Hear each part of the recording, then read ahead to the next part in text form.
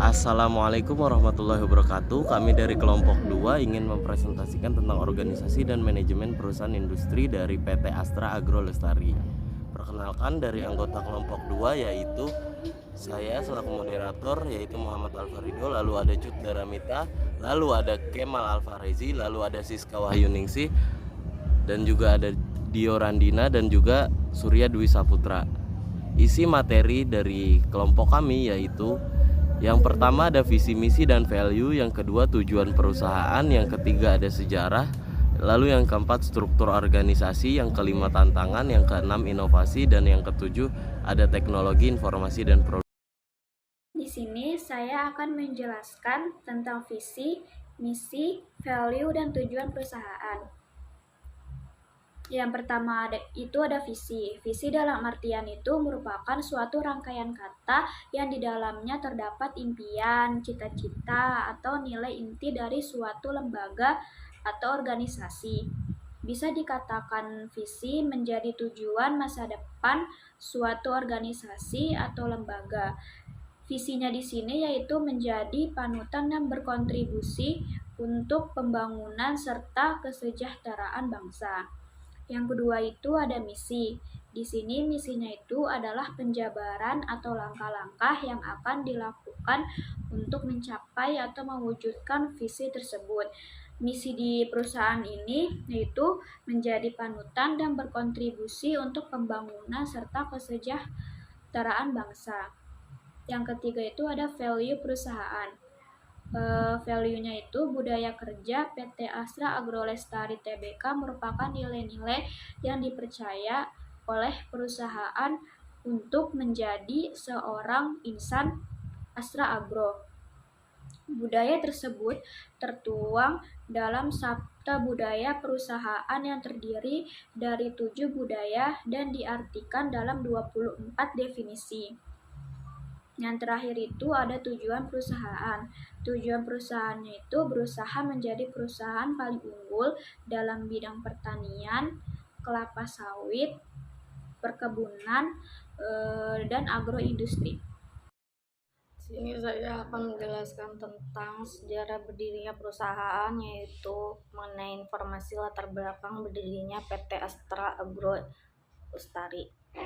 PT Astra Agro Lestari Tbk atau Astra Agro Perseroan didirikan pada tahun 1988 yang bergerak dalam bidang perkebunan kelapa sawit dan menjalankan berbagai kegiatan usaha lainnya. Perseroan telah menjadi perusahaan publik dengan mencatatkan sahamnya di Bursa Efek Indonesia pada tahun 1997. Perseroan merupakan anak perusahaan dari PT Astra Internasional Tbk Astra yang merupakan salah satu grup usaha terbesar dan terkemuka di Indonesia. Hingga saat ini Astra memiliki 79,7% saham Perseroan dengan 20,3% saham dimiliki oleh publik. Hingga saat ini luas areal perkebunan dari kelapa sawit PT Astra yang dikelola oleh perusahaan PT Astra adalah sebesar 286.727 hektar yang tersebar di Pulau Sumatera, Kalimantan, Sulawesi, dan dari luasan tersebut 214.498 hektar adalah perkebunan inti.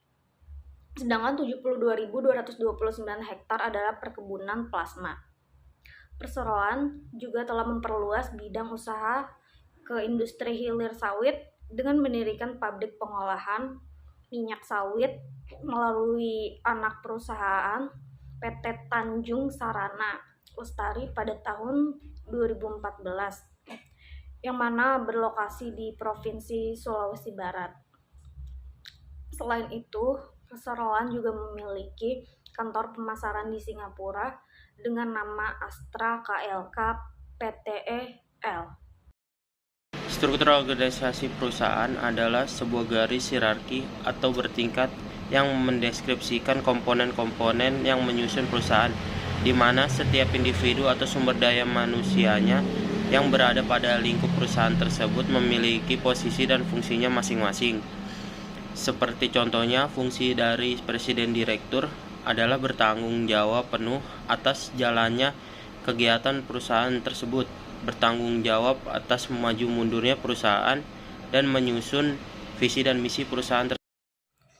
Tantangan yang dihadapi oleh PT Astra Agro Lestari yaitu salah satunya pasca pandemi COVID-19, namun di kinerja sektor kelapa sawit sangat baik.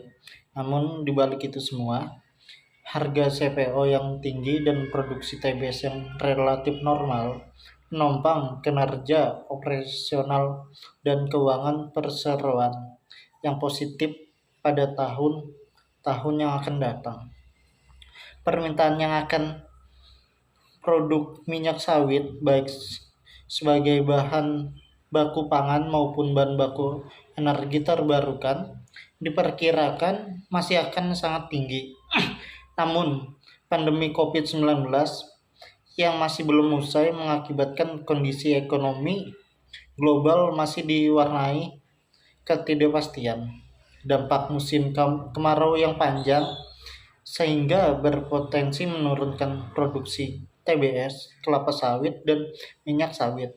Melemahnya permintaan minyak sawit di pasar global karena ancaman varian baru yaitu COVID-19, sehingga terkait tuntutan keberlanjutan semakin kuat di tingkat global menghadapi kemungkinan penurunan produksi TBS.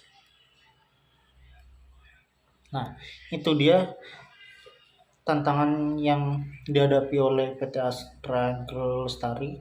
Lalu saya akan melanjutkan tentang inovasi. Inovasi itu dapat diartikan sebagai proses dan hasil pengembangan, pemanfaatan keterampilan dan pengalaman untuk menciptakan atau memperbaiki produk, proses, dan sistem yang baru yang memberikan nilai yang berarti, seperti contohnya pada PT Astra Agro Lestari berhasil melahirkan 3 varian bibit unggul kelapa sawit. Lalu itu semua akan menjadi kunci dalam menghasilkan tanaman dengan produktivitas yang tinggi di masa yang akan mendatang. Selanjutnya, teknologi informasi dan produksi tentang perusahaan.